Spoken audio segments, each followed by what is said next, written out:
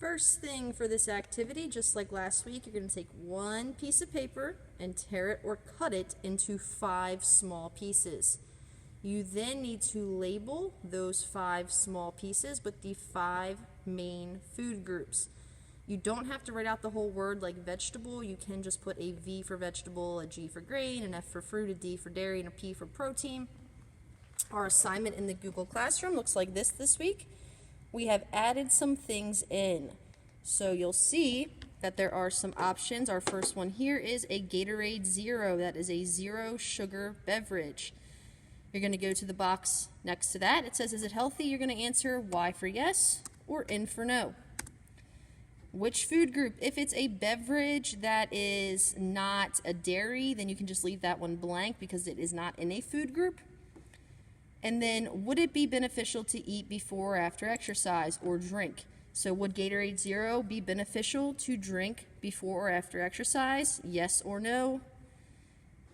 After you do these 3 questions, your next job is going to be to use your ball to throw, roll, or kick and hit the food group that you chose. So I'm going to take my 5 food group cards.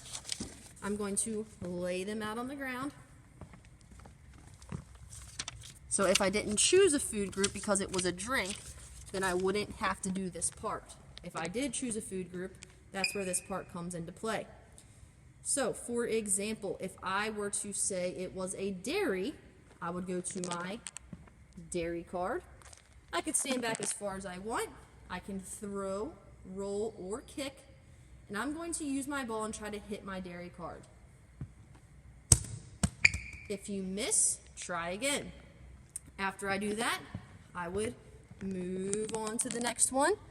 So our next one here is pizza. I would answer, is it healthy? Which food group is it from? And would it be beneficial to eat before or after exercise?